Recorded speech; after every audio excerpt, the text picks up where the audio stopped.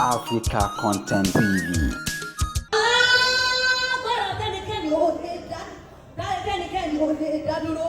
Dòdò ń dá wà ọlọ́run alágbára gbàgbà tó ń fagbára gbàgbà mọ́ ọ̀run òun ló fagbára gbàgbà mọ́ ayé o òun ló gbọ́mọ sínú aláboyún aboyún jẹ́ gbígbóná ọmọ rẹ̀ ẹ̀ tútù ó ní etí pọ̀ tàbí kó igi òjò kòkè bí kókè ó yẹ̀gẹ̀ òkè òṣà òkè òtí òkè oníbàjẹ́ ọlá rẹ̀ náà ni ọlọ́run aláàánú o òun lọ́lọ́run olóore ọ̀fẹ́ òun lọ́lọ́run olùrànlọ́wọ́ ọlọ́run aláwọ̀ dúdú ọlọ́run aláwọ̀ funfun òun lọ́lọ́run tó dáa kọ́ òun lọ́lọ́run tó dáa bọ́ ó dá ìyẹ́ tí fún olókè ó dé ìrà tí rìn nílẹ̀ òun náà ní í ṣètọ́jú wọn òun ńlá tí ń bọ́ gbogbo ẹ̀dẹ́ èèyàn pátápátá mọ̀rímọ̀rí tí mọ̀rí ọmọ dákẹ́dákẹ́ o alábẹ́ náà sásí o alábẹ́ náà sáwọ̀ òjò wá wà wá tí ń yára ó dẹ̀yàn ọlọ́run kan lánàá òun náà nìkan lónìí òun náà ní títí ayé ìyíráyé àníbẹ̀kún ó ní àwọn ọ̀run sọ̀rọ̀ ògo ọlọ́wọ́ òfurufú fi ṣe ọwọ́ ẹ̀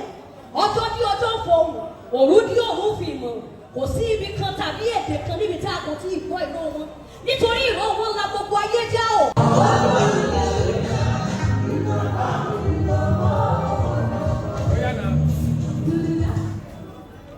Yorùbá Global Awards ní kí n gbé award yìí fún yìí.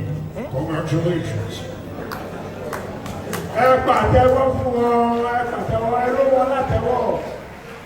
Ẹ má máa wòrán nìkan. We are part of this program. Injected with life.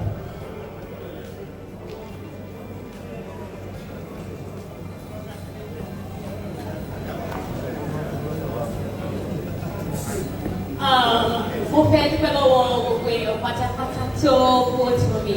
Thank you so much for loving my brand. I'm so grateful, and we promise to do more. Thank you so much once again. I'm grateful.